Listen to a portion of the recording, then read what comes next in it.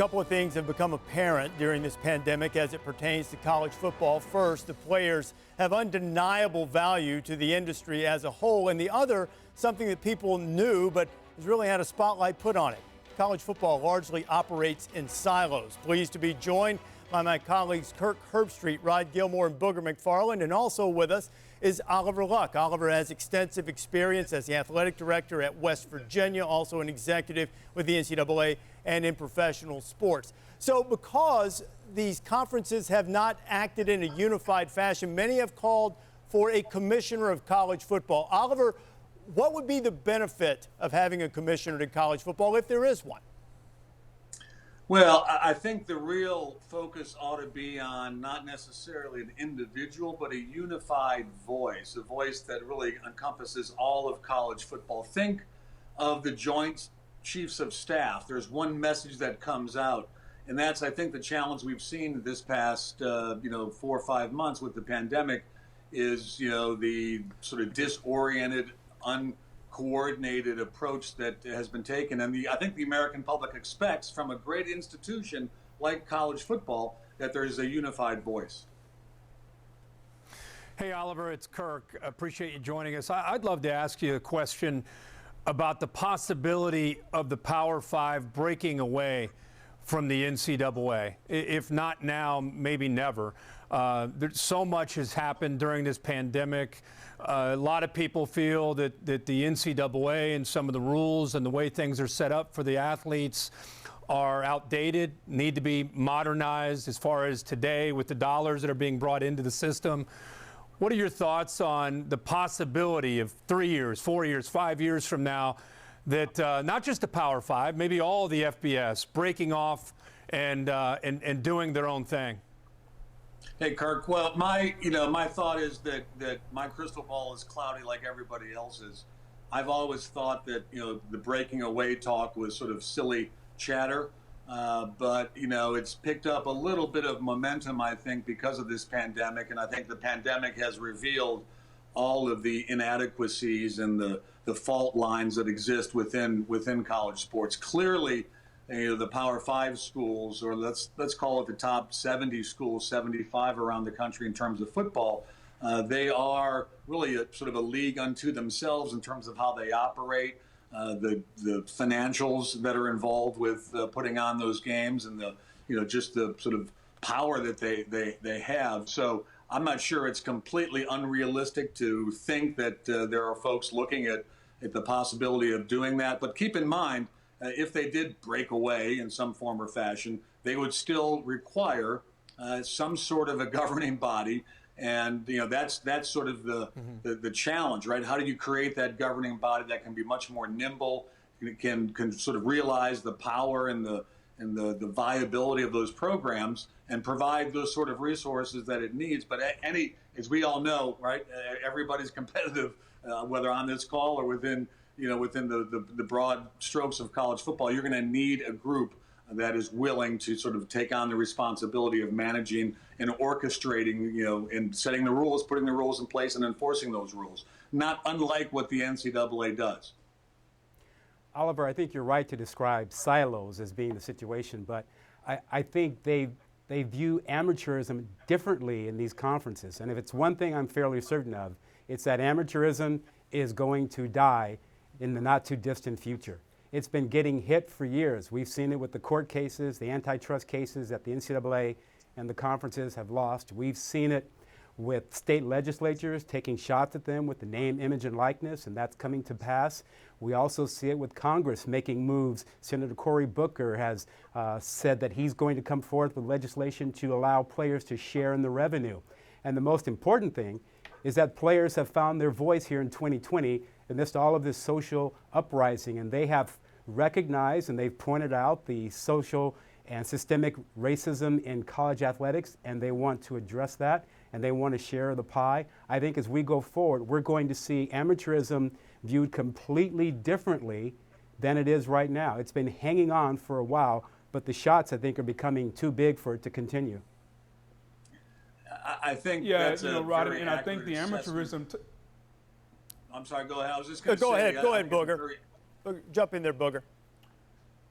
No, what I was saying to Rod's point about the amateurism, I think that's kind of what's got the entire situation convoluted right now, as far as do you play or do you not play with the pandemic and things of that nature going on. You know, what I will say, Kirk, about the Power 5 or FBS breaking apart, I think on the simple level, it sounds easy, but like when you dig into it and do the research, you know, so many of these institutions are governed by state and federal laws with the funding. And so it's not just as easy as the Power 5 saying, hey, we're going to get up and go and break apart. Like I think as you do a deeper dive into can they do it legally, ethically, can it be done? I think it becomes a more difficult situation. As far as the overarching question about does college football need a commissioner, you know, here's what I've been thinking about. Do the Power 5 commissioners really want someone to oversee them? Like, because right now they're making all the decisions and all the calls for those institutions, for their constituents, so to speak. And if you hired or you put in place a commissioner or a single entity to oversee college football, to oversee the Power 5, to oversee the commissioners, then you really negate the power of a Greg Sankey. You really negate the power of a Larry Scott or Bob Bowlesby. And so I don't think they want that. So what really are we looking for if we're saying we want someone to oversee college football? I think the pandemic has put us in a mind, because the Power 5, you got 2 of them that are not playing and 3 that are scheduled to play. I think we in this country are trying to figure out, okay, who do we go to for all of our answers? Who do we go to tell us if we're doing something right or wrong? I'm not really sure a commissioner is what we need. A commissioner can do that. I think right now, if you were to ask the commissioners of the Power 5 conferences, I think they feel pretty good about what they're doing because they control their conference and what's best for their constituents. Sure. I think, again, it goes back to a unified voice. It doesn't need to be, just one voice, but a unified voice where the American public that expects a unified statement right from its institutions knows the direction in which college football, big-time college football, is moving. Let me jump in and make one comment about Rod's discussion about amateurism, because I do think amateurism is in the final throes, if you will. When Miles Brand was the president of the NCAA, he was by profession a philosophy professor at Indiana University. He used to be asked all the time, Miles, what does amateurism, really mean? And Miles Brand would say very seriously that it was a social construct that really means whatever the NCAA at that time wanted it to mean. And I think that's relatively true if you look at how amateurism has changed over the years. And things have gotten better with, full cost of attendance and some of the other benefits that go along with, with the change of mores, if you will, surrounding college football. The next big step, I think, is going to be name, image, likeness. It'll start summer of 21, and thank goodness for that, because I think it's a fundamental right that a college football player or other athlete has to monetize his or her name or image or likeness and generate some economic value.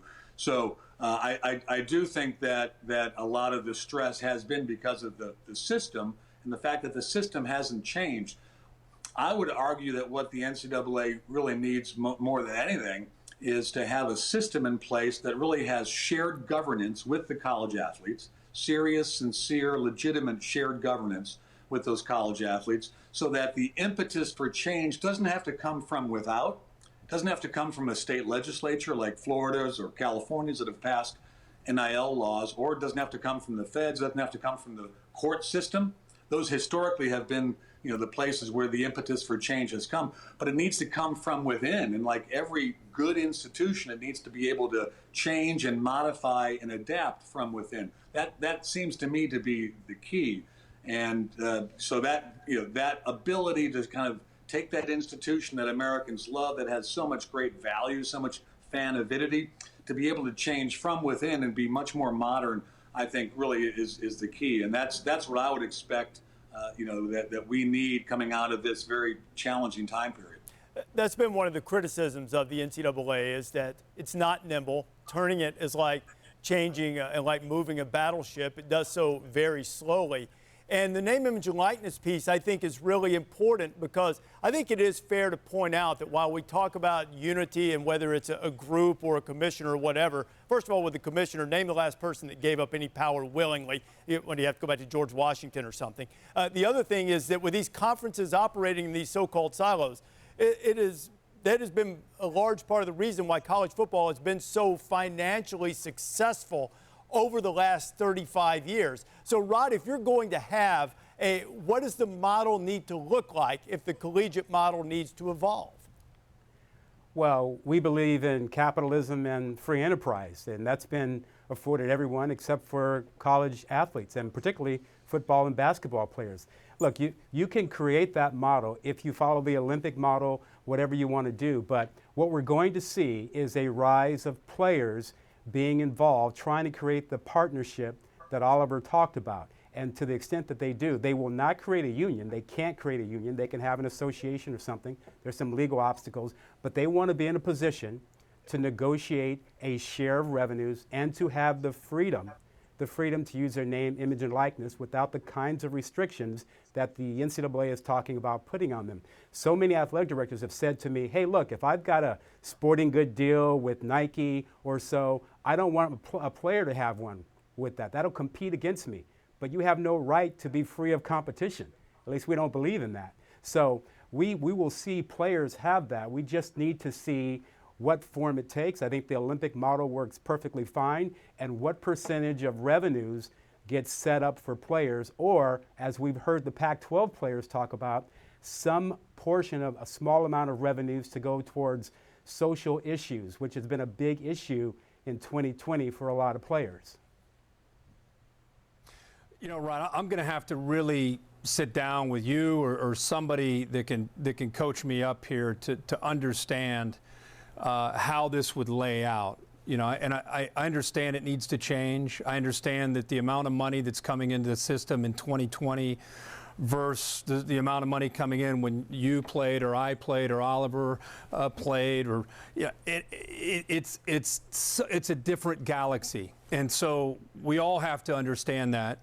But I still think that you have to be careful with intercollegiate athletics. To me, it's not the minor leagues for the NFL or the NBA, to me. And if we want to create that, then we need to maybe go the XFL model or go another path. The one thing that I feel like we debate so much about money, and we debate so much about players and what's right for them, the one word I never hear on our air is education.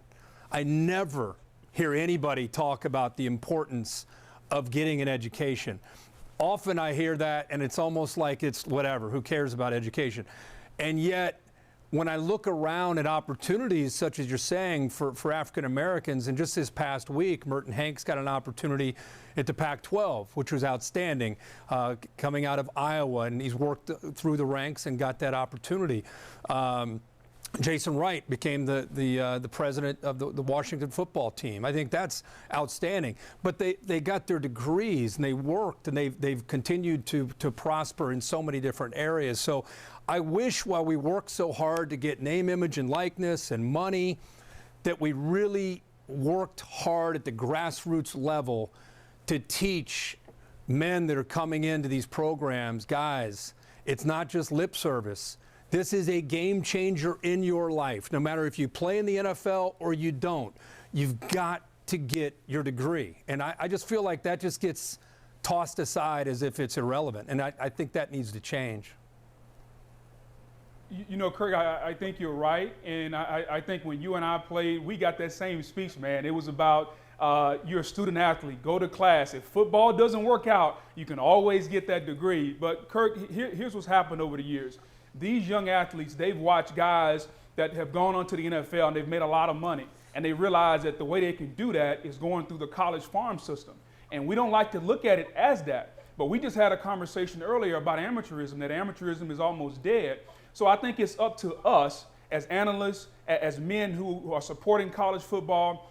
How do we look at where these athletes are today? And where they are today is really simple. They are looking at the NFL, they are looking at the money, they are looking at how can we prosper off of what we're given. See, no longer can college institutions, and Oliver, you know this, no longer can college institutions make millions of dollars and expect the athlete to sit quietly and not want anything. And I get the education, I get it. I graduated from LSU, 4 years, I got my education, but I couldn't monetize anything in the present time, in the right now. And so I think we have to evolve, and we have to get to a point where how do we help the kids now? Because their mindset is already there. Like, it's no putting that genie back in the bottle. Their mindset is already, how can I benefit in 2020 with all the money that's going on? And Oliver, to your point about how do we do it, maybe there needs to be some simpatico, whether you create a governing body for the players that represent the players. Now, hear me out. I'm not saying we pay the players. I'm not saying I want these guys to be employees, but I think we have to create some sense of we are at the table too. Our voice matters too. We're giving you everything from our physical bodies. We're laying our bodies on the line. We need to benefit something. It doesn't have to be a salary, but we need to benefit something in the present time. I get the education part, Kurt. The education will help me later, and it's helping me, and it's helping a lot of people now. You talk about Merton Hanks and everyone else, but what's going to help me right now? I think that's where we are in 2020, because the modern day athlete, this athlete, is seeing things differently, Kurt. Boog, I get it, but you're talking about still, even though it's the modern day athlete, we're trying to help them from, just like I'm trying to help my 4 boys. We have to try to help these guys. Like 2% of these dudes, 2% are going to the NFL. So I'm just saying, chase that dream. Go for that dream. 2% of you will make it. I'd like to know what percent is going to get that second contract, that generational wealth in that second contract. You're probably talking 0.5% are going to get that contract. So I'm saying chase that dream. Chase that pot of gold. In the meantime, get the education. Like, we need to emphasize education to them. So even if they make the league and they make those things, they still have that education. Not so much to fall back on, but they need to have that. And I know that just sounds like a John Wayne movie, a black and white movie like from the 50s, but I'm telling these players today, all they hear about is the money. That's all they hear about. Yeah. Kirk, I'm 100% with you, but let's be honest. This begins with the coaches. Recruiting has changed. When they show up and they recruit a guy, they are selling the NFL. That is where it starts, and that's where it goes, and that's the emphasis for players when they show up on campus. It is, I'm 3 and out. How do I make sure I put myself in that position? And when you have great success turning out NFL players, that is your calling card in recruitment. And then now we are pushing, fighting back, trying to get players to focus on education, and we're losing that battle. You know, these are men's. The coaches shouldn't be selling just the NFL. Well, that's true, but they're going to. But these are men's sports. These people are adults, albeit young ones. It's incumbent on us as leaders to help guide them. But we need to do this. Whatever change comes has to be thoughtful change. You can't just say you're going to make them pros or just pay them, because there are other implications. Right now, at many schools, when you factor in full cost of attendance, off-campus living, and those who qualify for Pell Grants, you're talking about, in some cases, in the neighborhood of $30,000 or so tax-free. That's no expenses. They're not paying for their tuition or anything out of that. When we make this different model, whatever it is, it has to be thoughtful. It has to protect education. It has to protect the opportunity to capitalize if you are more popular in college than you are in the NFL. And I think my soapbox time has run out. I like that. Well, I got 2 things to say. Rece, you're absolutely right. But that has to be done with a unified voice, right, and a unified system. So things splintering along the way wouldn't be a good look for the great institution of college sports. And Kirk, you sounded a little bit like Norman Rockwell, to go even further back than John Wayne. but I hear you 1,000%. You know, sport has to remain embedded within the college environment, and the college environment, for better or for worse, involves going to class and being a part of that educational sort of ecosystem. I think, in closing here, the thing we need to remember, and that it's incumbent on coaches who do the recruiting, to Kirk's point, to Rod's point, it's not mutually exclusive. You can do both. I think Oliver's had kids who's been able to do both. Gentlemen, thanks. Always great talk. Thank you. Thanks. Thanks.